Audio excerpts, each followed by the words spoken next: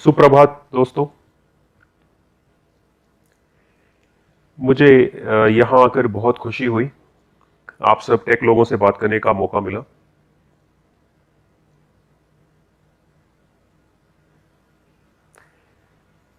मेरी इस लंबी 25 साल की यात्रा में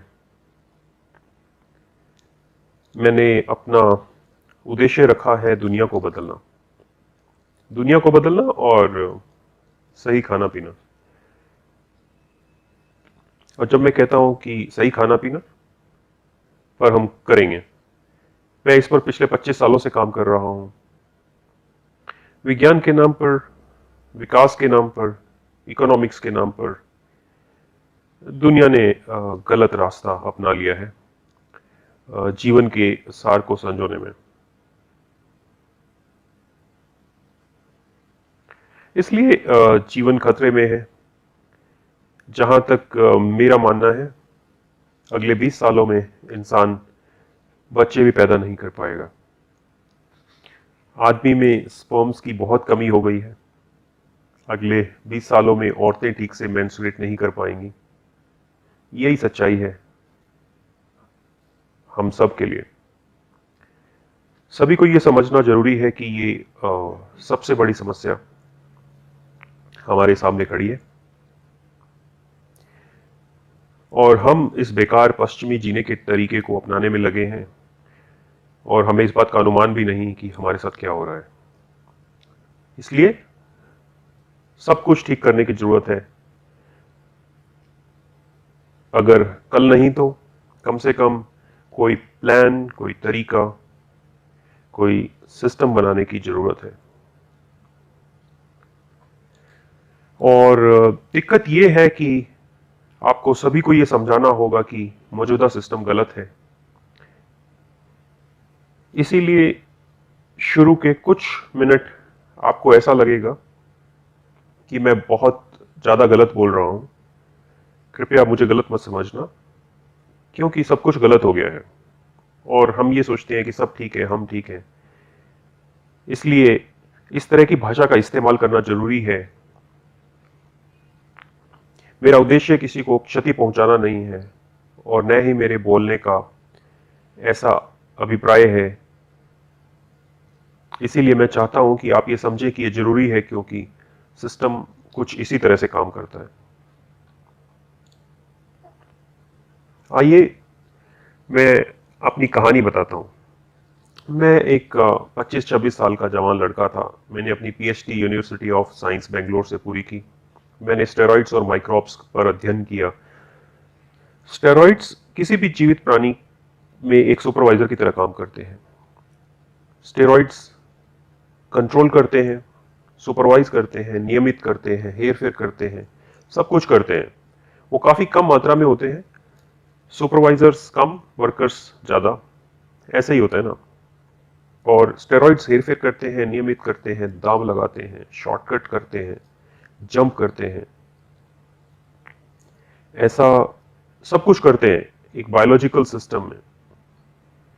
तो मैंने पीएचडी में स्टेरॉइड्स पर अध्ययन किया और फिर माइक्रोब्स की दुनिया तो एक अलग दुनिया है, क्योंकि वो प्राकृतिक रूप में साफ सफाई करते हैं। माइक्रोब्स रिसाइकिल नहीं होते। सो लेट्स है कि मैं मर जाता हूं, मेरे को जमीन पर रखा जाएगा, धीरे धीरे मेरा शरीर पतित हो जाएगा कार्बन डाइऑक्साइड और धरती के तत्वों में, हवा के तत्वों में। और इस प्रक्रिया के लिए आपको माइक्रोब्स चाहिए। इसे फर्मेंटेशन प्रक्रिया या मिनरलाइजेशन कहते हैं। फर्मेंटेशन प्रक्रिया एक अधूरी मिनरलाइजेशन प्रक्रिया है। अगर आप दूध लें, थोड़ा सा दही डालें, दही क्या है, इसमें काफी लैक्टोबाइसिलस है और ये दूध को एक नियत बिंदु तक ले जाते हैं, उसे फर्मेंटेशन कहते हैं। इस बिंदु के आगे ये नहीं जाएगा। यह अलग माइक्रोब का ग्रुप है जो कार्बन डाइऑक्साइड बनाता है और पूरा चक्र मिनरलाइजेशन कहलाता है। खनिज को छोड़ दें और वह कार्बन डाइऑक्साइड बन जाते हैं। प्रकृति में ये दोनों प्रक्रियाएं बहुत महत्वपूर्ण भूमिका अदा करती हैं। यही साई सफाई करती हैं। कुछ नष्ट होता है तो वह कार्बन डाइऑक्साइड में परिवर्तित हो जाता है और फिर खनिज में परिवर्तित हो जाता है। इसीलिए इसे मिनरलाइजेशन कहते हैं। कोई विषैला पदार्थ हो तो आप उसे मिनरलाइज कर सकते हैं। अगर कोई जैविक प्रणाली हो तो उसे कार्बन डाइऑक्साइड में बदल दें। कार्बन डाइऑक्साइड के अलावा विषाक्तता को हाइड्रोक्सी ग्रुप के तत्व भी खत्म कर सकते हैं, जिसे हम अधूरी प्रक्रिया कहते हैं, जैसे कि खमीर उठाना। ये सब प्रकृति की बुनियादी प्रक्रियाएं हैं। इसके अलावा रसायन सुपरवाइजर्स हैं जो इस प्रक्रिया से गुजरते हैं। ये थोड़ी सी भूमिका थी आपके लिए। अपनी डिग्री खत्म करने के बाद मैं डॉक्टरेट फेलोशिप करने बीवरटन, ओरेगन, अमेरिका गया। पर्यावरण विज्ञान विषय पर मैंने सूक्ष्म जीव विषैले रसायन जैसे कि डिऑक्सिन पर अध्ययन किया, और ये सब करते हुए मैंने लिग्निन आदि प्राकृतिक प्रणाली को भी समझा। तो मैं आपको ये बताना चाहता हूं कि मैंने जैविक प्रणाली में काफी काम किया है। जैसे ही मैं वहां गया पहले दिन, जैसे आप कॉर्पोरेट दुनिया में जाते हैं, आपको मेडिकल सर्टिफिकेट लेना होता है एक फॉर्मेलिटी दिखाने के लिए कि आप फिट हैं। इसलिए मैं हॉस्पिटल गया और रिसेप्शन पर इंतजार कर रहा था। वहां एक छोटी लड़की को देखा, करीब 6 साल की। बहुत पुरानी बात है, 1996 की, 86 की। 6 साल की बच्ची शून्य में देखती हुई आंख से आंख नहीं मिला पा रही थी। मैं वहां बैठा इधर उधर देखा, तभी उसकी माँ आती है। जैसा मैं हूं, मैं आमतौर पर चुप नहीं रहता, लोगों से काफी बात करना चाहता हूं। मेरा मतलब मैं बातूनी हूं। तो मैं असल में बच्ची के साथ बात करने की कोशिश कर रहा था, जैसे कि आपका नाम क्या है, इस तरह की बातें। परंतु उसने जवाब नहीं दिया और उसकी माँ आई और उसने पूछा, आप क्या जानना चाहते हैं? तो मैंने कहा, प्रॉब्लम क्या है? बेबी को, बहुत प्यारी बच्ची है। उसने कहा, बच्ची को मासिक धर्म शुरू हो चुके हैं और ब्लीडिंग पिछले 3 महीने से बंद नहीं हुई है। मैं सुनकर दंग रह गया, क्योंकि मैं जहां से आता हूं वहां महिलाओं को 14 साल की उम्र में मासिक धर्म शुरू हो जाते हैं। जब मैं भारत से आया था तब तक तो कम से कम ऐसा ही होता था, और जब मैंने भारत छोड़ा तब मैं होम्योपैथी पढ़ रहा था और मैं पीएचडी कर रहा था, तब होम्योपैथी के बारे में जानना शुरू किया। और जिसमें कहते हैं कि मेडिकल सिस्टम में कोई भी मॉलिक्यूल नहीं है, पढ़कर मैं हैरान था, क्योंकि एक वैज्ञानिक होते हुए मुझे विज्ञान की योग्यता पर बहुत रुचि थी। इसीलिए मैंने कहा कि होम्योपैथी बेकार है, होम्योपैथी में ऐसे है। तो मैं एक होम्योपैथी स्टोर पर गया, वहां से दवाई ली और सोचा मैं लूंगा और फिर देखते हैं क्या होता है। मैंने होम्योपैथी अपने शरीर पर आजमानी शुरू की और इसको बेकार समझते हुए मैं आजमा रहा था। धीरे धीरे मैं होम्योपैथी की सच्चाई ढूंढ रहा था। जब तक मैंने पीएचडी खत्म किया तब तक मैं एक प्रैक्टिसिंग होम्योपैथी डॉक्टर भी था। तभी मैंने अपने दोस्त की पत्नी, जिसको एक बड़ा गर्भाशय फिब्रॉइड था, उसका इलाज किया, जिसको ये कहा गया कि ये कैंसरस है और ऑपरेट करके निकालना पड़ेगा। तब मैंने उनको कहा कि आप मेरे बताए अनुसार खाना खाएं, साथ साथ दवाई लेंगे तो ये खत्म हो जाएगा। किसी ने मेरे कहे पर विश्वास नहीं किया, क्योंकि मैं एक जवान लड़का था, 20-30 साल की उम्र का। सब मेरे पर हंसे, पर वो मेरा दोस्त था और वो उसकी पत्नी थी, इसीलिए मैंने उनको मनवा लिया। और 6 महीने के बाद वह गर्भाशय फिब्रॉइड नहीं रहा और वो पूरी तरह से ठीक हो गई। सब सोच रहे थे ये कैसे हुआ। यह मेरा अनुभव था। तभी मैं अमेरिका चला गया, क्योंकि मुझे जाना था। मैं एक गरीब परिवार से मैं अमेरिका जाना चाहता था और पैसा कमाना चाहता था। मैं गली की बत्ती के नीचे पढ़ता था। तब मेरे दिमाग में कुछ नहीं था, मैं केवल चला गया और तब ये छोटी बच्ची आती है और कहती है कि उसको ब्लीडिंग है। मैं हैरान था, ऐसा कैसे हुआ, हार्मोन्स में कुछ गड़बड़। ये बात जाहिर कर ही है, क्योंकि मैंने पीएचडी की है स्टेरॉइड्स पर। कैसे इस धरती पर एक 6 साल की बच्ची को मासिक धर्म शुरू हो सकते हैं? जहां तक मुझे पता है 14 साल की उम्र में होने चाहिए। मैंने अपनी पीएचडी तभी की थी और बहुत सारे थीसिस लिखे थे और भी बहुत कुछ। तब मैं डॉक्टर के कमरे में गया और पूछा, ये सब है क्या? डॉक्टर ने ठेठ अमेरिकन की तरह कंधे सरकाते हुए बोला, और मैं समझ गया कि उसके कहने का मतलब क्या था, कि जाओ और अपने काम से मतलब रखो। पर वो मेरे लिए मुमकिन नहीं था। मैं अगले 3-4 दिन सो नहीं पाया। मैंने काफ़ी छानबीन की इस बारे में, और 2 दिन के अंदर मैंने पाया कि सारा अमेरिका दूध पी रहा था, और वो दूध प्राकृतिक नहीं था। और वो लोग पहले ही बायोटेक्नोलॉजी आईवीएफ इस्तेमाल कर रहे थे, और हम सबको आईवीएफ के बारे में पता है। आजकल बहुत सारी औरतें आईवीएफ इलाज की तरफ जा रही हैं। 1980 में ये सिर्फ गायों के साथ होता था, पर आज हर एक महिला आईवीएफ से गुजर रही है। लगभग 38% लोग आईवीएफ करवा रहे हैं, क्योंकि वो ठीक तरह से सेक्स भी नहीं कर पाते और बच्चे नहीं पैदा कर पाते। और यही मेरा कहने का मतलब था जब मैंने पहली लाइन में बोला था, जब आज मैं आया था और मैंने बात शुरू की थी। आईवीएफ होता है इन विट्रो फर्टिलाइजेशन। प्राकृतिक फर्टिलाइजेशन नहीं हो सकता तो लोग क्या करते हैं, कई तरह के हार्मोन्स के इंजेक्शन लगाते हैं। उनमें से कुछ होते हैं स्टेरॉइड्स, एस्ट्रोजन और इसी तरह की चीजें। शुरू में उनके पास होते हैं ग्रोथ हार्मोन्स, ऑक्सीटोसिन, तो ये लोग मेटाबॉलिज्म बदल देते हैं।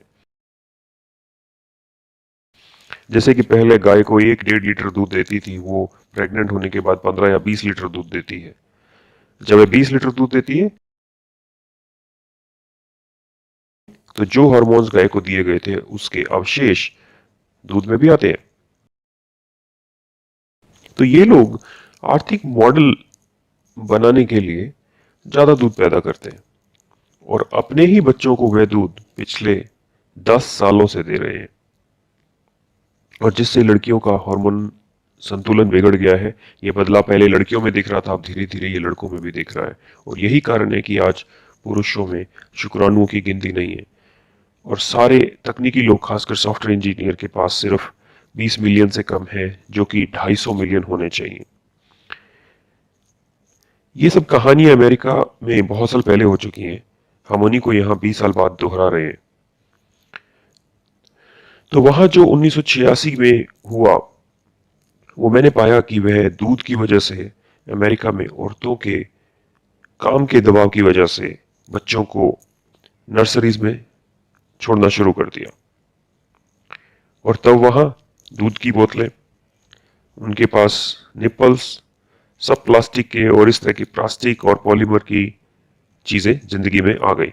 और उन्होंने बच्चों को 3-4 हफ्तों की उम्र में यह अतिरिक्त दूध देना शुरू कर दिया।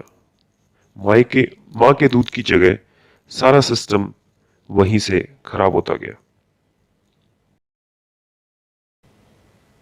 और लड़कियों के मासिक धर्म की उम्र जो पहले 14 होती थी, वो 14 से 12 हुई, और फिर 12 से 10 हो गई। 15 साल के अंतराल में ही कई लड़कियों को अमेरिका में 9 साल की उम्र में ही मासिक धर्म शुरू हो गए। और जब मैं वहां गया तब एक 6 साल की लड़की का केस, एक एक दुर्लभ केस था। जब अमेरिका में मासिक धर्म की आयु 6.5 से 7 तक हो गई है, भारत में यह है करीब 9.5 है। क्योंकि हम उनके जैसा मॉडल फॉलो करते हैं, हमने सारी गाय इंपोर्ट की हैं और आईवीएफ तकनीक इस्तेमाल करते हैं, और वही दूध हमने पीना शुरू कर दी है। वही कहानियां दोहराई जा रही हैं, और ये सारी वैज्ञानिक किताबें दूध को कंप्लीट फूड बताते हैं। ये सब किसने लिखा? वही वैज्ञानिक जो दूध प्रमोट करते हैं, ये कह के कि बच्चों को क्यों ये सब पीना चाहिए। क्यों? क्योंकि इसके अंदर कैल्शियम है। जब मैंने दूध पीना बंद किया तो सबका एक ही सवाल था, कैल्शियम का क्या होगा? यही सवाल सबको परेशान करता है, जैसे कि कैल्शियम सिर्फ दूध में ही होता हो और कहीं भी नहीं। असल में तिल के बीजों में 10 गुना ज्यादा कैल्शियम होता है, और हम सब कई टन दूध इस्तेमाल कर रहे हैं। और सिर्फ दूध ही नहीं, पनीर भी, और कंसंट्रेटेड दूध है। और इतना सब के बाद भी लोगों को कैल्शियम की प्रॉब्लम है। आपको ऑस्टियोपोरोसिस, रिमेटिज्म जैसी समस्याएं हैं, और लोग कैल्शियम टैबलेट्स और सप्लीमेंट्स खा रहे हैं, चाय कॉफी पी रहे हैं, और सारा खाना कैल्शियम रिच ले रहे हैं। किसी ने भी ये सवाल पूछा कि कैल्शियम कम क्यों है? फिर भी शरीर के अंदर। इसका मतलब आपका शरीर कैल्शियम एब्जॉर्ब नहीं कर रहा। ये सब आर्टिफिशियल चीजें आपके शरीर के लिए नहीं है। आपका शरीर का डिजाइन खाने के एब्जॉर्ब करने के लिए, न कि टैबलेट से और न ही आर्टिफिशियल प्रोसेस फूड से। जब विज्ञान ने फोर्टिफाइड दूध और चीजें निकाल दी जो बिल्कुल नॉनसेंस है, ये सब एक बिजनेस मॉडल है न कि बायोलॉजिकल मॉडल। क्योंकि इनको अपने प्रोडक्ट बेचने हैं, इनको स्टेरॉइड्स बेचने हैं, और ये अपनी टेक्नोलॉजी आपको बेचेंगे। आईवीएफ, ये सेंटर है, वो सेंटर है, यहां तक कि दूध एक पूरा खाना है भी किताबों और टीवी में प्रसारित किया जाता है, खबरों में, मीडिया में, सब जगह। अमेरिका की इन कंपनियों द्वारा सब कुछ कंट्रोल किया जाता है। अगर आप कहेंगे कि मैं हार्मोन मुक्त दूध बेचना चाहता हूं तो आपको जेल में डाल दिया जाएगा। एक बार 8 साल की जेल सुना दी गई थी एक आदमी को जिसने कहा कि वो हार्मोन फ्री दूध बेच रहा है, और वो बेच भी नहीं रहा था, उसने सिर्फ लिखा था एक सेंटेंस।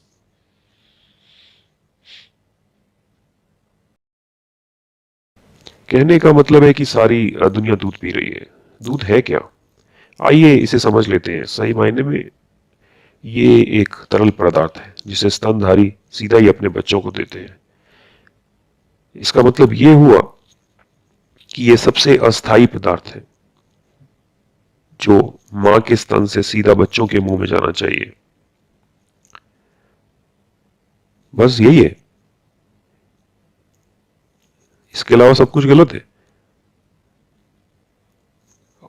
तो इसका मतलब है हम इंसानों को जब एक भी बूंद दूध की नहीं पीनी चाहिए थी। गाय का दूध क्यों नहीं पीना चाहिए? वो उसके बछड़े के लिए अच्छा है।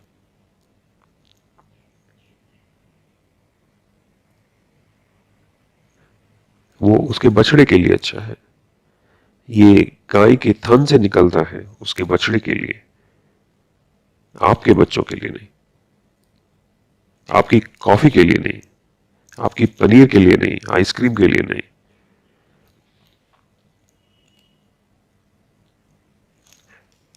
आजकल औरतें अपने बाल साफ करवाती हैं, उच्च तकनीक वाले लेजर ट्रीटमेंट, और सब जगह ब्यूटी पार्लर खुल रहे हैं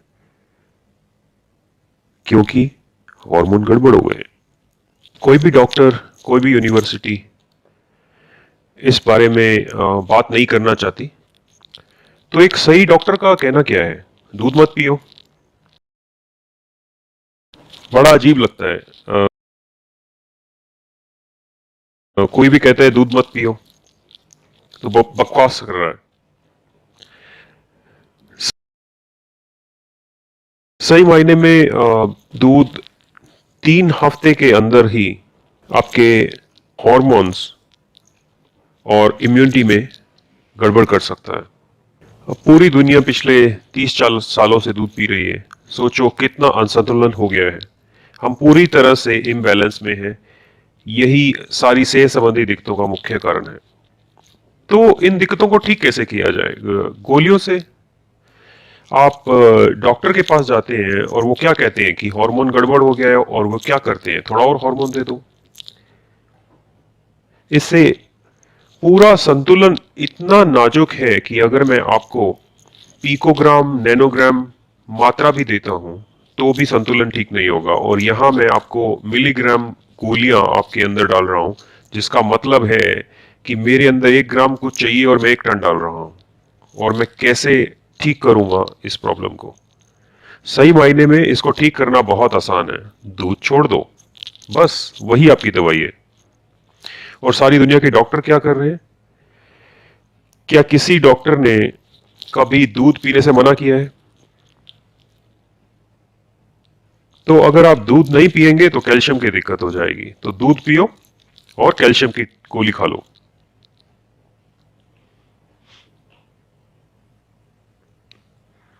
यही हो रहा है। अमेरिका जैसे उन्नत देशों के ये साइंटिस्ट, डॉक्टर, और ये भारत के एमबीबीएस, एमडी डॉक्टर्स जो ट्रेनिंग लेने इंग्लैंड जाते हैं और हम फॉरेन रिटर्न बोलते हैं, उन्होंने सब कुछ सिखा सिखाया हम पर थोप दिया है, और ये विशेषज्ञ हैं। आप इन सब के चारों ओर घूमते हैं। आप क्या सोचते हैं, ये आपको क्या दे रहे हैं? क्या आपको सेहत दे रहे हैं या आपको गोलियां दे रहे हैं? मैं इस तरह बोलते हुए और बोल सकता हूं, वो कुछ नहीं करते, बस सिर्फ गोलियां बेचते हैं। डायबिटीज है, गोली ले लो, कब तक? उम्र भर। हाई बीपी है, ये गोली ले लो, कितनी देर? उम्र भर। अक्सर अब मजाक किया जाता है डॉक्टर्स में कि आप अपनी बीवी को छोड़ सकते हो पर दवाई नहीं छोड़ सकते।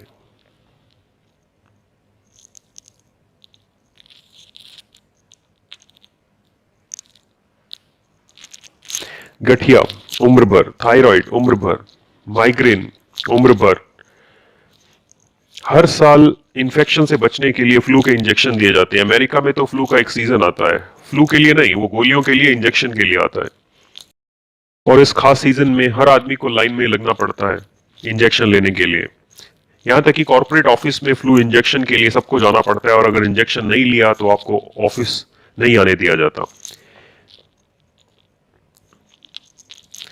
ये एक बहुत दुखदाई कहानी है उस उन्नत विज्ञान की दुनिया की। वैज्ञानिक मुझे नहीं मालूम कहाँ है, क्योंकि उन्होंने विज्ञान को आर्थिक मॉडल के हिसाब से बांट दिया है।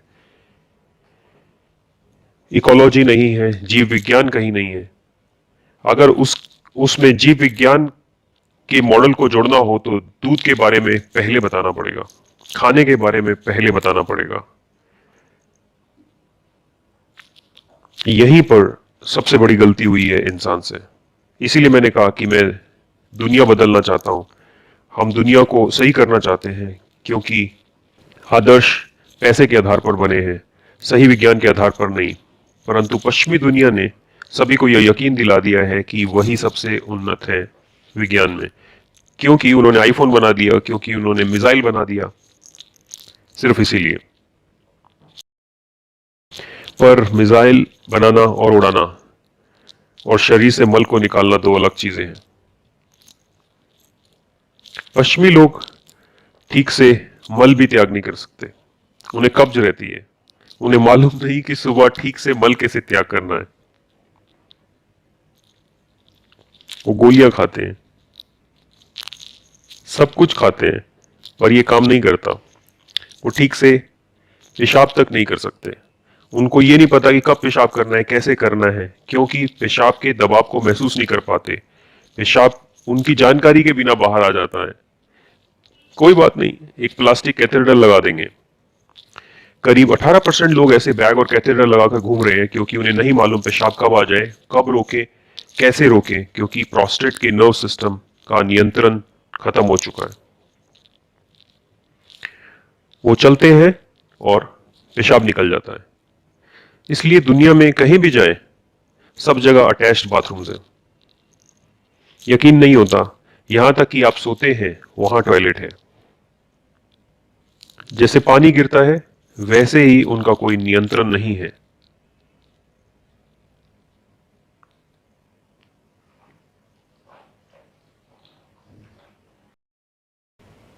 क्योंकि जिस तरह का हम खाना खा रहे हैं वो नर्व्स को कमजोर कर रहा है। ये दिक्कत पहले उन लोगों में ज्यादा होती थी जो 60-70 साल के होते थे, वो इन पर नियंत्रण खो देते थे। पर आजकल 25 साल के जवान लड़के जिनको बहुत अच्छी नींद आनी चाहिए, और वो अगर रात को 10 बजे सोए तो सुबह 6-7 बजे उठे, पर अब वो हर एक 2 घंटे में उठते हैं क्योंकि उनको पेशाब आता है। और कई बार तो ये गलत संकेत होता है, वो भाग के जाते हैं पर पेशाब नहीं आता। 2 बूंद गिरती है और फिर उनको मशक्कत करनी पड़ती है। हमारे शरीर में ये सब हो रहा है। ये कोई इक्का दुक्का केस नहीं है, कई सौ है। 18% जवान लड़के जिनकी उम्र 35 से कम है इस दिक्कत का सामना कर रहे हैं। हम क्या करें? डॉक्टर के पास जाते हैं, वो कहते हैं ये हो गया, वो हो गया, आखिर में वो एक बैग और कैथेटर लगा देंगे। क्या उन्होंने आपको हल दिया? बस आपका इलाज नहीं किया उन्होंने। और मैं इसी तरह और भी बहुत कुछ बोल सकता हूँ। सभी बीमारियों की यही कहानी है। डायबिटीज का कुछ पता नहीं है। आप 100 MD MS डॉक्टर्स को लो, 28 को डायबिटीज है। आप 100 ऑटो चालक लो, उनमें भी 28 को डायबिटीज है। तो ऑटो चालक और डॉक्टर के बीच में क्या फर्क रह गया? यहां तक डायबिटीज की बात है, किसी को कुछ जानकारी नहीं है। 17% को कैंसर है, 13% को कोई और प्रॉब्लम है, 32% को थायराइड है। इसका मतलब ये है कि 100 में से 32 थायराइड की गोलियां ले रहे हैं और 100 में से 40 बीपी की गोलियां खा रहे हैं। 16% कैंसर का इलाज करवा रहे हैं। 26% को रात को नींद नहीं आती और वो नींद की गोलियां खा रहे हैं। 70% लोगों का ठीक से पेट नहीं साफ होता और वो गोलियां ले रहे हैं। 100 में से 14 का 50% से ज्यादा हार्ट ब्लॉक है। करीब करीब 50% दिल के चारों ओर हार्ट ब्लॉक हो रखा है। तो मैंने आपको बताया 15, 16, 48, 38, 28 और इसको जोड़े तो करीब 250 हो जाता है। तो और ये 100 में से है। इसका मतलब क्या है कि हर एक इंसान को एक से ज्यादा बीमारियां हैं। बीपी है, डायबिटीज है, थायराइड है। और इतना ही काफी नहीं है। कुछ लोग तो ऐसे हैं जिनको 8-8 बीमारियां हैं। सुबह शाम कम से कम 8 गोलियां खाते हैं। तो आप डॉक्टर के पास जाते हैं, वो आपको क्या देते हैं? वो आपको गोलियां देते हैं और आप सोचते हैं कि वो आपको हेल्थ दे रहे हैं और वो अपने आप को हेल्थ इंडस्ट्री बोलते हैं। क्या वो सही में सेहतमंद है? वो बीमारी का संचालन कर रहे हैं, बीमारी को मैनेज कर रहे हैं। MBBS, business of medicine, business of surgery, उन्होंने सब कुछ को बिजनेस में ढाल दिया है। सही मायने में आधुनिक विकसित देशों में किसी भी बीमारी का इलाज ठीक से नहीं हो रहा। कोई भी बीमारी पूरी तरह से ठीक नहीं हो रही और हम फिर भी सोचते हैं कि ये हमारे आदर्श हैं और इनका अनुसरण करें। तो मैं जब उस छोटी बच्ची को मिला और डॉक्टर का रवैया देखकर मुझे समझ में आ गया कि इस विज्ञान को बिल्कुल भी समझ नहीं है कि ये क्या कर रहे हैं। कोई भी विज्ञान इस ग्रह के जीवों का सहायक होना चाहिए। अगर ये नहीं करता तो वो विज्ञान नहीं है। तो इसी सिद्धांत के साथ अगर मैं कुछ कर पाऊं तो मैं सहायता करूंगा। मैंने बहुत सारी बातें सुनाई। इसके बारे में अब हम क्या कर सकते हैं? आइए इनको सही परिभाषा देते हैं। खाना क्या है, सेहत क्या है, आदि आदि। इन सब को सही मायने में समझने के बाद ही हम सही रास्ता बना पाएंगे और सही सहायता मिलेगी। तो पिछले 25 सालों में मैं यही कर रहा हूं। मैं सोचता कि अक्सर डायबिटीज क्यों होती है, डायबिटीज है क्या, क्या होता है, आखिर इतने लोग डायबिटिक क्यों हैं। पिछले 150 सालों पहले 1 करोड़ में से 1 को डायबिटीज होती थी। अब 100 में से 28 को है। जरा इस बढ़ोतरी के आंकड़े को देखिए। 1 करोड़ में 1 और कहां 100 में से 28। आप कोई भी नई बीमारी को ले लें, जिसको हम नई नई बीमारियां बोलते हैं, तो आपको यही देखने को मिलेगा। और आप इन डॉक्टरों से पूछें और वो कहेंगे कि ये जीवन शैली के रोग हैं, ये अनुवांशिक रोग हैं, आदि आदि। और अगर कुछ नहीं इनको समझ में आएगा तो वो बोलेंगे कि ये रोग के ऐसे लक्षण हैं जिन्हें वो नहीं जानते। और वो रोग लक्षण या सिंड्रोम बोलते हैं तो इसका मतलब उनको नहीं पता कि वो किस बारे में बात कर रहे हैं। ऐसा हो क्यों रहा है? क्योंकि उन्होंने एक आर्थिक मॉडल बनाया है। कोई सही प्रकार से वैज्ञानिक या जैविक या इकोलॉजिकल मॉडल नहीं बनाया है, क्योंकि उन्होंने कुछ भी निर्धारित नहीं किया है। उन्हें नहीं मालूम कि वो क्या बोल रहे हैं। दुख की बात यह है कि हम ये सब यकीन करते हैं कि वो जानते हैं वो क्या कर रहे हैं और हम कुछ भी बोले तो कोई दिक्कत नहीं, ऑपरेशन टेबल तैयार है, मैं ये निकाल दूंगा, मैं वो निकाल दूंगा, मैं आपको ये नया लगा दूंगा, दिल निकाल कर एक नया दिल लगा दूंगा, लीवर निकाल कर एक नया लीवर लगा दूंगा, किडनी लगा देंगे। घुटनों के इलाज के लिए ऐसे ऐसे प्लान बना दिए हैं, छोटा, मीडियम, बड़ा। घुटने का दर्द है, बदल दो, नया लगा दो, एक के साथ एक मुफ्त।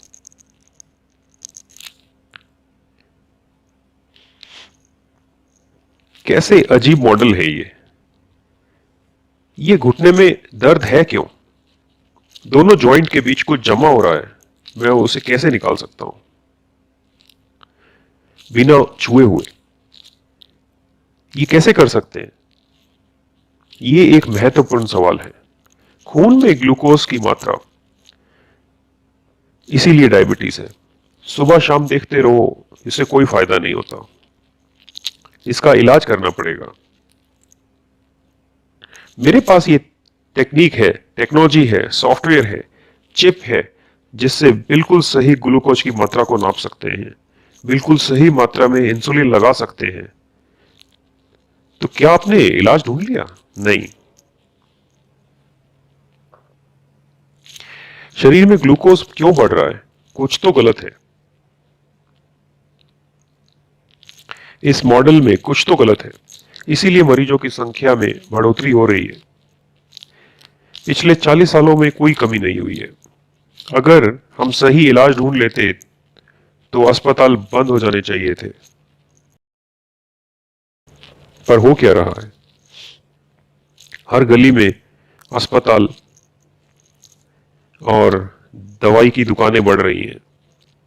तो क्या आपको नहीं लगता कि अपने आप में एक सबूत है कि हम उल्टी दिशा में जा रहे हैं?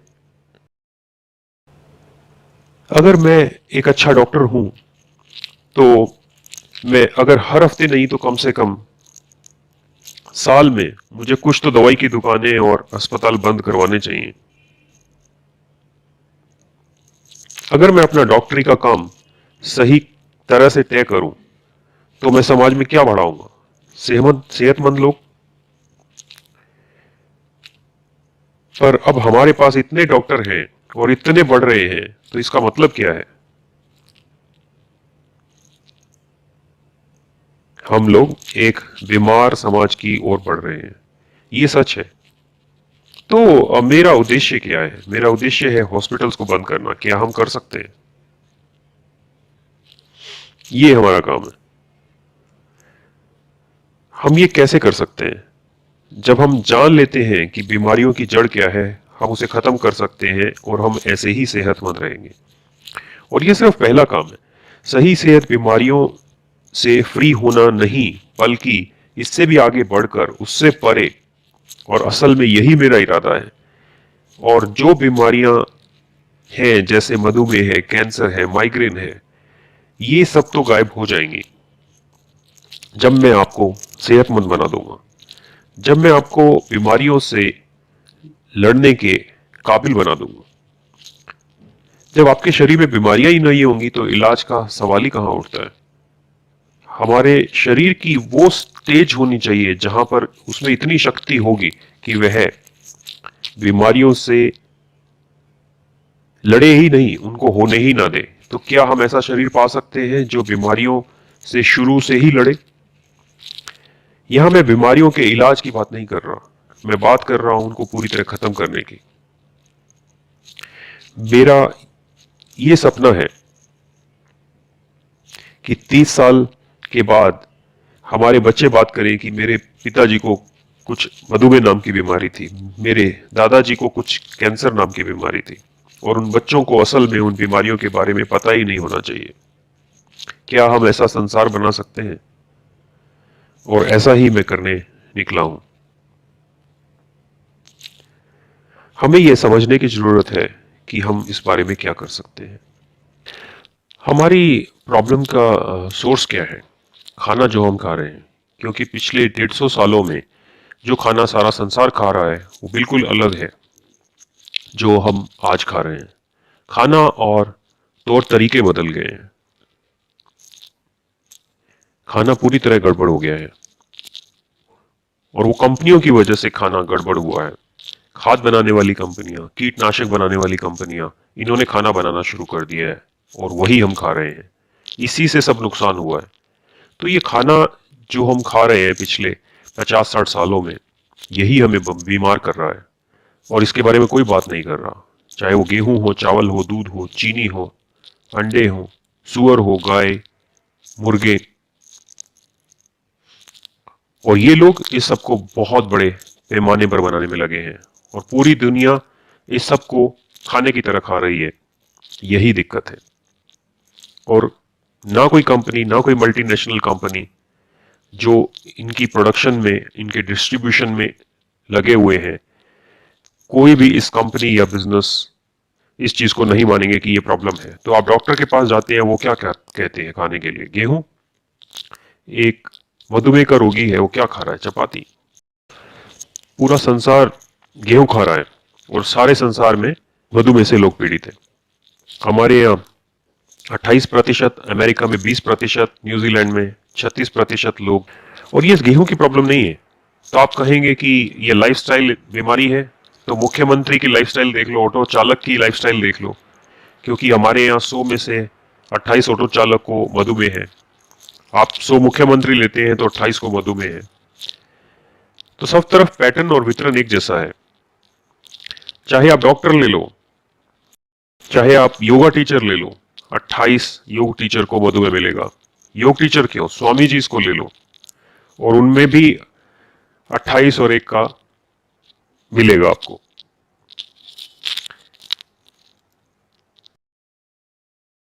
तो कहने का मतलब क्या है कि हमें कोई अंदाजा नहीं हो रहा कि क्या हो रहा है। चाहे स्वामी जी हैं, योगा टीचर हैं, डॉक्टर हैं, वैज्ञानिक हैं, आप CFTRI चले जाओ, फूड टेक्नोलॉजी रिसर्च इंस्टीट्यूट, वो वैज्ञानिक ले लो और उनमें से 30 को मधुमेह मिलेगा और वो अपने आप को फूड टेक्नोलॉजिस्ट बोलते हैं। वो लोग खाने को प्रोसेस करते हैं और उनको पता नहीं है कि कौन सा खाना वो प्रोसेस कर रहे हैं। और फिर हमारे पास कुछ ऐसे लोग हैं जो कहते हैं कि एल्यूमिनियम में चावल नहीं बनाना चाहिए, स्टील में चावल बनाना चाहिए, प्रेशर कुकर में बनाना चाहिए। जो भी बना रहे हैं, जब भी बना रहे हैं, ज्यादा महत्वपूर्ण ये है कि आप क्या बना रहे हैं। चाहे आप स्टील के बर्तन में बनाएं या मिट्टी में।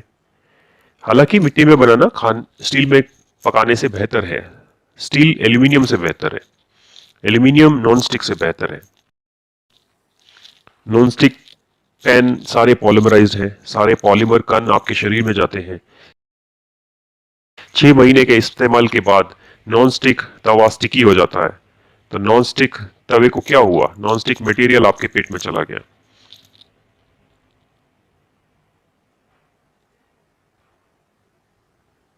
और वो आपके पेट में सीलिएक एरिया को खराब करता है। एरिया पोषक तत्व को एब्जॉर्ब करने में सहायक होता है। यह हिस्सा हाइड्रोफोबिक हो जाता है और आप पानी को देखो तो उसके सारे तत्व एब्जॉर्ब हो जाते हैं। इसीलिए काफी विदेशी, उनके बाल गिरने शुरू हो जाते हैं, 30 साल की उम्र में ही गंजे होने शुरू हो जाते हैं, क्योंकि उनके शरीर में माइक्रोन्यूट्रिएंट्स सोखने की शक्ति खत्म हो गई है, बाल गिरने लग जाते हैं। और यहाँ एक और बात है कि आनुवंशिक रूप से 1 करोड़ में से 1 औरत गंजी हो सकती है, पर अब तो 100 में से 3 है।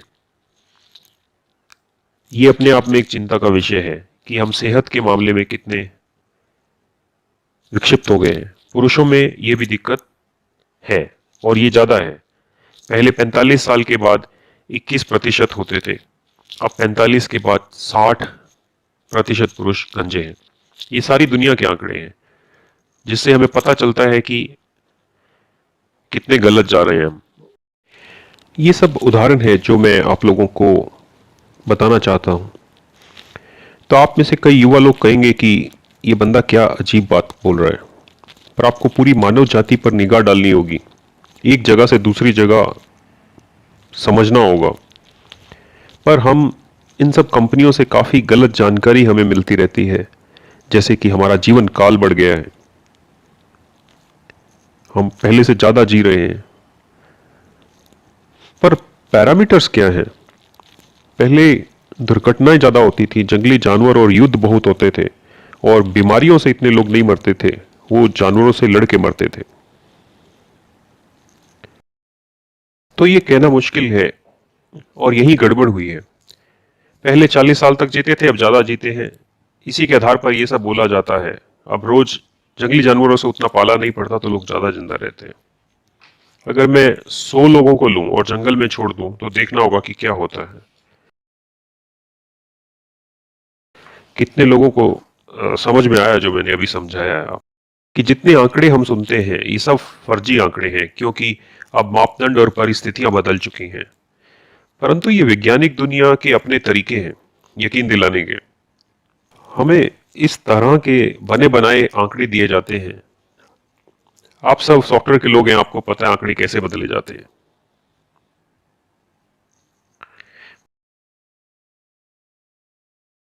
पर सच्चाई ये है कि हम सब रोगी हो गए हैं और इससे बाहर कैसे निकले।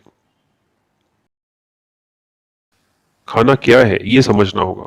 खाना वो है जो ग्लूकोज को स्थिर गति से धीरे धीरे आपके शरीर में छोड़े। हमें ग्लूकोज चाहिए। ये एक ऐसा रसायन है जो ऑक्सीजन से मिलकर ऊर्जा बनाता है, जो एटीपी में जमा होती है। वो एक बैटरी की तरह का मॉलिक्यूल है, एडिनोसाइन ट्राइफॉस्फेट। पूरा तंत्र है माइक्रोकॉन्ड्रिया नाम का। ये एक असेंबली लाइन है जो ऊर्जा को जमा करता है और एडिनोसाइन ट्राइफॉस्फेट बनाता है। शरीर में ऊर्जा की जरूरत पड़ती है। हम चलते हैं, आंख हिलाते हैं, मल त्याग करते हैं, सोते हैं, सांस लेते हैं, हर एक चीज के लिए हमें ऊर्जा की जरूरत होती है। ये जैविक ऊर्जा एटीपी देता है। और कोशिकाओं में एटीपी बनाने के लिए हर उस कोशिका में ग्लूकोज को जाना पड़ता है। हर कोशिका में तुरंत वहीं पर एटीपी बनाना पड़ता है। मैं एटीपी को एक जगह से दूसरी जगह नहीं ले जा सकता। इसीलिए हर कोशिका समूह एक एटीपी बनाता है। ये प्रक्रिया डिसेंट्रलाइज्ड है। कोई सेंट्रलाइज तरीका नहीं है जो एटीपी एक जगह बनाए और आगे वितरित कर दे। रक्त में ग्लूकोज बनाता है और वहां से सारी कोशिकाओं को पहुंचाता है। फिर ऑक्सीजन शरीर में आती है। हीमोग्लोबिन ऑक्सीजन को फेफड़ों से लेकर हर एक कोशिका तक ले जाता है, जो ग्लूकोज को जलाता है और तब एटीपी बनता है। और ये पूरा समीकरण है। जितने एटीपी की जरूरत है उतना बनता है। अगर आप काम करते हैं थोड़ा और ग्लूकोज जाता है। प्रक्रिया होती है आदि आदि। और अगर ज्यादा ग्लूकोज होता है और थोड़ी देर इंतजार करता है और कोई प्रतिक्रिया नहीं होती तो वो रक्त में वापस आ जाता है। इसीलिए अगर आप ज्यादा काम नहीं करते तो रक्त में ग्लूकोज की मात्रा बढ़ जाती है। 1 ग्राम ग्लूकोज को पचाने के लिए आपको 15 मिनट तक चलना होगा। हमारे शरीर में 5 लीटर रक्त होता है। कोई ज्यादा लंबा है, बड़ा है तो 6 लीटर, और अगर कोई छोटा है तो 4.5 लीटर, पर औसतन 5 से 6 लीटर। इसलिए हमारे शरीर में करीब 5 ग्राम ग्लूकोज हमेशा रहता है। जहां जरूरत होती है वहां भेजता रहता है। और अगर हमारे शरीर में ज्यादा ग्लूकोज होता है तो क्या होगा? और आजकल के खान पान से वो काफी ज्यादा जा रहा है, क्योंकि पिछले 40 सालों में जो हम खाना खा रहे हैं उस खाने का ग्लूकोज पर नियंत्रण नहीं है। इसीलिए अगर हम 100 ग्राम चावल खाते हैं, वो पाचन के 108 स्टेप हाइड्रोलैक्टिक स्टेप से नहीं गुजरता। वो सारी प्रक्रिया 15 मिनट में पूरी कर लेता है, क्योंकि इसमें कार्बोहाइड्रेट को सोखने के लिए फाइबर या रेशा नहीं है। तो सारा 70 ग्राम कार्बोहाइड्रेट्स जो चावल में है, वह सारा, मैं आपको भी एक टेबल दिखाता हूं जिसमें हर एक ग्रेन के कंटेंट्स लिखे हुए हैं। तो ये सारा 15 से 20 मिनट के अंदर ग्लूकोज में बदल जाता है। तो आपने अपने खून में 15-20 मिनट में ही करीब 35 ग्राम ग्लूकोज डाल दिया। और अगर आप गेहूं खाते हैं, हाँ ये देखिए यहां पर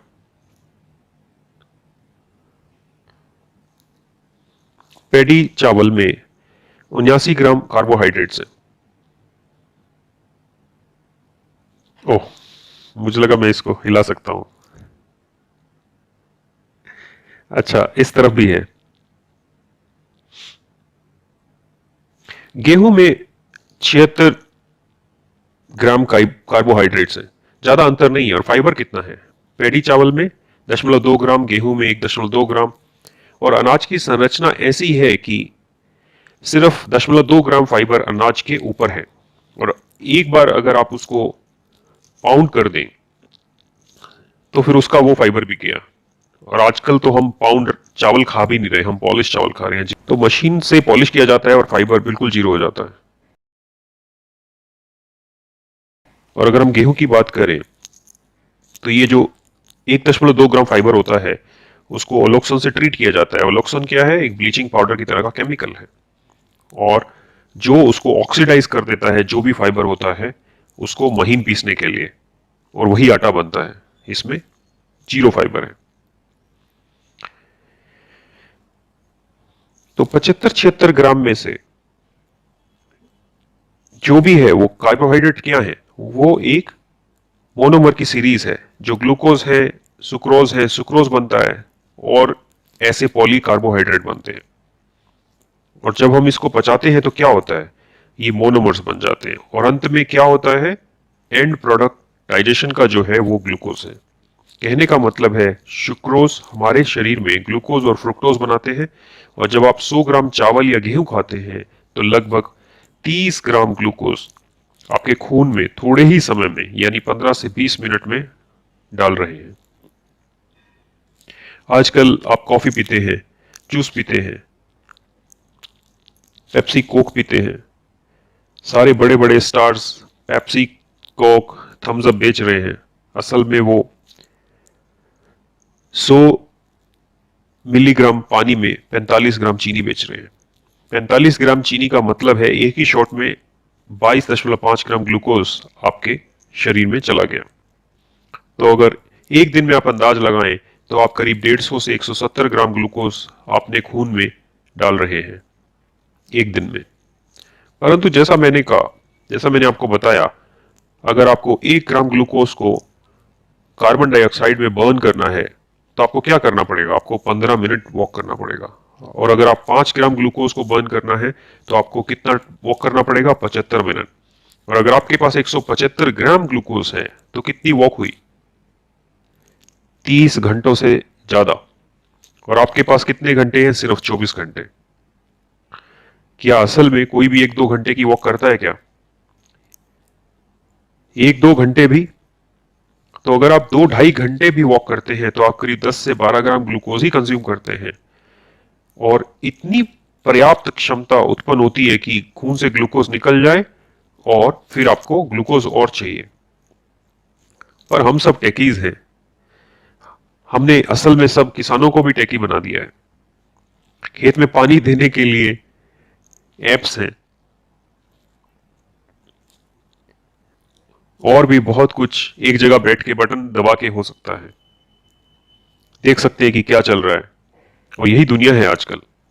कोई भी काम नहीं करता, कोई भी ग्लूकोज को बर्न नहीं कर पा रहा, पर हम सब बहुत अच्छी तरह से खा रहे हैं। आप टूथपेस्ट में देखें, और मैं केमिकल्स की बात नहीं कर रहा हूं, मैं सिर्फ शुगर की बात कर रहा हूं। अभी शुगर अपने आप में ही हमारे शरीर के लिए जहर है, क्योंकि हम बहुत मात्रा में शरीर में डाल रहे हैं और इसको इस्तेमाल कर नहीं रहे हैं।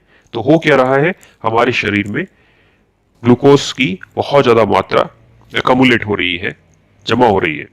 तो हमारा शरीर क्या करता है? ये शरीर हमारा मूर्ख नहीं है हमारी तरह। इसमें लीवर है, स्प्लीन है, किडनी है, गैल ब्लैडर है, और ये सब डक्टलेस ग्लैंड्स हैं। ये सारे आपस में मिलकर ये कहते हैं कि हमें पता है कि ग्लूकोज का क्या करना है, इसको कोलेस्ट्रॉल में बदल देते हैं, क्योंकि कोलेस्ट्रॉल विटामिन डी बनाने के लिए बहुत जरूरी होता है। तो एक ऐसा रास्ता बनता है कि चलिए कोलेस्ट्रॉल बनाते हैं। और कितनी कोलेस्ट्रॉल बनेगी? आप बहुत ज्यादा कोलेस्ट्रॉल बनाएंगे तो एक समस्या है। तब आते हैं सुपरवाइजर, स्टेरॉइड्स। तो वो कहते हैं बहुत हो गया कोलेस्ट्रॉल, अब ट्राइग्लिसराइड बनाते हैं, क्योंकि ट्राइग्लिसराइड जरूरी है कुछ भी चलाए रखने के लिए हमारे शरीर में। तो ये भी कितना बनाते रहेंगे, क्योंकि ग्लूकोज तो बहुत है, तो थोड़ी सी कोलेस्ट्रॉल बनता है और थोड़ा सा ट्राइग्लिसराइड बनता है। रूमेटिक फैक्टर की जरूरत होती है शरीर के अंदर कुछ एंटीजन से लड़ने के लिए, इसीलिए ये भी बनते हैं। तो हमारा शरीर एक आपातकालीन स्थिति में आ जाता है। ताकि जो भी इतनी ग्लूकोज की मात्रा हमने डाली है शरीर में, उसको निपटने के लिए इतने सारे प्रोडक्ट बनाता है जो कुछ हद तक हमारे शरीर के लिए जरूरी है, पर वो रुकते नहीं। और हम रुकते नहीं, हम लगातार डाल रहे हैं। अगर आप यहां चीनी रखें तो वो 2-3 घंटे में पानी सोखने लग जाती है। सही है ना? चीनी पानी सोखने लगती है ताकि नमी से वो तरल हो सके। वही चीज खून में होती है, क्योंकि ज्यादा मात्रा में शुगर होने से वो सेल्स में से पानी सोखने लगती है और हमारे सेल्स सूखने लगते हैं, क्योंकि हमारा शरीर 75% पानी है और हर एक सेल में 75% पानी चाहिए। और अगर पानी कम होता है तो हम पानी पीते हैं। सही बात है ना? तो हमारे खून में अगर बहुत ज्यादा शुगर होगी तो क्या होगा? हमें प्यास लगेगी, क्योंकि हमारे सेल्स में से पानी सूखने लग गया है और हम प्यास बुझाने के लिए बहुत सारा पानी पीते हैं। और तब हमारे शरीर में बहुत ज्यादा पानी हो जाता है, किडनी अपना काम करना शुरू करती है, फिल्टर करना शुरू करती है। तो पानी पीने के बाद हम बाथरूम जाते हैं। और यही कारण है कि हम ऑफिस में कमरे बनाने से पहले हम बाथरूम बनाना शुरू करते हैं, क्योंकि हम बार बार जाना चाहते हैं। तो इन चीजों से बचने के लिए शरीर ये सब एडजस्टमेंट्स करता है, आपातकालीन स्थिति में चला जाता है। ग्लूकोज बढ़ने से कोलेस्ट्रॉल बढ़ता है, फिर ट्राइग्लिसराइड बनते हैं, रिमेटिक फैक्टर बनता है, ग्लाइकोजन बनते हैं। ग्लाइकोजन भी ग्लूकोज की एक तरह की पैकिंग है, ताकि भविष्य में कभी पर्याप्त ग्लूकोज नहीं मिलता तो इस स्टोरेज से शरीर को फीड कर सकते हैं। पर्याप्त ग्लाइकोजन जमा होते ही वो फैट बनाना शुरू कर देता है और फिर शरीर का मांस बढ़ने लगता है और लोग अपना शरीर बढ़ाने लगते हैं, और जिसे हम कहते हैं ओबेसिटी। और डॉक्टर्स ने इनको बीमारी का नाम दे दिया है। तो लोग मोटे होने लगते हैं। अमेरिका में नौजवान लड़के लड़कियों का वजन 17 साल की उम्र में ही 80 किलो के आसपास हो जाता है, और यही समस्या अब इंडिया में भी आ चुकी है। कोई भी मोटा ना हो, अगर हमें पता हो इस ग्लूकोज से कैसे निपटना है। वही अगर हमें नहीं पता कि ग्लूकोज से कैसे निपटना है, तो आप मोटे होंगे, आपका कोलेस्ट्रॉल हाई हो जाएगा, ट्राइग्लिसराइड हाई हो जाएंगे, फैट भी बढ़ेगा। और एक्स्ट्रा फैट का क्या होगा? ये आपकी खून की वाहिनियों में जाना शुरू हो जाता है, और जब आपकी खून की वाहिनियां ब्लॉक हो जाएंगी तो आपके दिल को ब्लॉक करेंगी। कोई समस्या नहीं है, आपकी ब्लॉकेज निकाल देंगे, स्टेंट डाल देंगे। तो प्रॉब्लम कहीं और है और हम किसी और चीज की बात कर रहे हैं। असल में सारी समस्या की जड़ ये एक्स्ट्रा ग्लूकोज है। चाहे फिर वो गठिया की प्रॉब्लम हो, चाहे कोलेस्ट्रॉल हो, चाहे ट्राइग्लिसराइड हो, चाहे बीपी की प्रॉब्लम हो, डायबिटीज की प्रॉब्लम हो, ये तो सब एडजस्टमेंट होती रहती है शरीर में। फिर भी अतिरिक्त ग्लूकोज है शरीर में। अब खून ही ग्लूकोज के ऊपर ड्रॉप हो रहा है। हीमोग्लोबिन ग्लूकोज से कोटेड है और इसको हम बोलते हैं HbA1c। अब हीमोग्लोबिन खुद अपने ऊपर ग्लूकोज ले रहा है और घूम रहा है, पर असल में काम क्या था हीमोग्लोबिन का? ऑक्सीजन कैरी करना और ग्लूकोज को बर्न कर देना। लेकिन अब ग्लूकोज खुद इसके ऊपर बैठा हुआ है। ऑक्सीजन कम होने से आप थका महसूस करते हैं। जब आपके खून में HbA1c बढ़ जाता है, आप डायबिटिक हो जाते हैं, क्योंकि वो 6 होनी चाहिए, अब वो 7, 8, 9, 10 और कुछ लोगों की तो 12 HbA1c हो जाती है। हीमोग्लोबिन 12 होना चाहिए, वो घट रहा है और HbA1c बढ़ रहा है। तो मैंने आपको सारे प्रोसेसेस समझाए। ये सारा कुछ अतिरिक्त ग्लूकोज की वजह से होता है, आपके शरीर की नेचर की वजह से। पहले आपका HbA1c बढ़ सकता है, या कोलेस्ट्रॉल बढ़ सकते हैं, या ट्राइग्लिसराइड बढ़ सकते हैं, रिमेटिक फैक्टर बढ़ सकता है। ये निर्भर करता है आपके शरीर और आपकी एक्टिविटीज के ऊपर। या तो आप पहले रिमेटिक मरीज बन जाएंगे, या बीपी के, या ट्राइग्लिसराइड मरीज, या मधुमेह के मरीज बन जाएंगे। तो असल में हालत ये है कि एक अवधि के बाद हम सब रोगों के मरीज बन रहे हैं। तो आप पहले मधुमेह के मरीज बन रहे हैं, बाद में बीपी के, या बीपी के पहले और मधुमेह के बाद में। ये तो हालत है आज की। मैं ठीक बोल रहा हूं ना? तो सब बीमारियों का मूल कारण क्या है? खाना। अब दुनिया का कोई भी डॉक्टर, कोई भी पाठ्यक्रम खाने के बारे में बात नहीं कर रहा। आप ये टेबलेट ले लो, आपको ये बीमारी है, आपको कोई और बीमारी है, आप ये देख लो, आप वो कर लो। ये सब करके आज क्या हालत हो गई। सोचो, अगर मैं एक चीज यहां भूल गया और चला गया और फिर बेंगलोर शहर में ढूंढूं, तो क्या वो मुझे मिलेगी? मुझे उसे लेने के लिए यहीं आना पड़ेगा, यहां ढूंढना पड़ेगा। तो जहां समस्या है समाधान भी वहीं मिलेगा, परंतु कोई भी असल प्रॉब्लम की तरफ काम नहीं कर रहा। असल प्रॉब्लम जो खाना हम खा रहे हैं वह है, और अगर आपका खाना सही नहीं है तो आप कोई भी दवाई ले लो, कैसे काम करेगी? आजकल के डॉक्टर कैसे ट्रेंड है? कहते हैं जो खाना है खाओ, सिर्फ ये टेबलेट ले लो। यही आज की आधुनिक युग की दुख भरी कहानी है। तो आपने देखा, जो हम कर रहे हैं उसका कोई संबंध ही नहीं है। हम सबको यकीन दिला दिया गया है कि ये जो विज्ञान है यही विज्ञान है। तो मैं एक मरीज को कैसे ठीक कर सकता हूं, जैसे मधुमेह है, कैंसर है, माइग्रेन है, जब तक मैं भोजन को ठीक नहीं करता? तो मुझे भोजन ढूंढना है, दवाइयां नहीं। अगर मैं दवाइयां देता हूं तो मैं आपको उसका आदी बना देता हूं, और इसीलिए अब दुनिया में सब दवाइयों के आदी हो चुके हैं। चाहे वो बीपी की दवाई हो, मधुमेह की दवाई हो, स्टेरॉइड हो, आप सब इसके आदी हो चुके हैं। किसी न किसी चीज के आप आदी हो चुके हैं, और यही अर्थव्यवस्था का मॉडल चाहता है कि आप सब किसी न किसी चीज के आदी हो जाओ, ताकि मैं आपको लगातार वो चीज बेच सकूं। कॉर्पोरेट की भाषा में बोलें तो ये बॉटम लाइन है, यही सच्चाई है। तो आप बंध गए हो, सब बंध गए हो, कई तरीकों से बंध गए हो। दवाइयों से, आदत से। तो आप बार बार वहीं घूमते रहते हो और बीमार होते रहते हो। तो आप देख रहे हैं कि आप बेकार के तरीकों के पीछे भाग रहे हैं। आपको स्वस्थ रहना है तो आप अपने आसपास देखो, नई सोच लाओ, अलग सोचो। आपकी सोच ही गलत है। तो यहां आते हैं अद्भुत अनाज। तो हमें जरूरत है अपना अनाज बदलने की।